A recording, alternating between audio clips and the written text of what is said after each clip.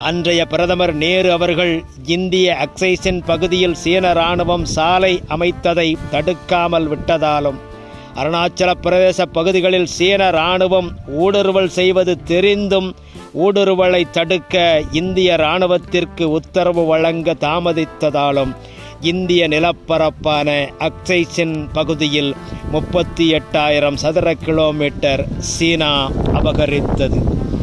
அமைதியை விரும்பிய பிரதமர் ஜவஹர்லால் நேரு அவர்களின் ஆட்சி காலத்தில் காஷ்மீரின் ஒரு பகுதி பாகிஸ்தான் கைப்பற்றியது.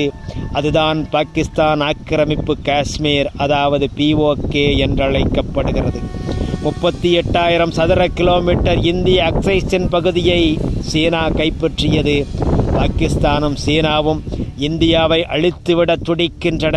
அதனால்தான் எல்லை பகுதிகளில் தொல்லை கொடுத்து கொண்டே இருக்கின்றனர்.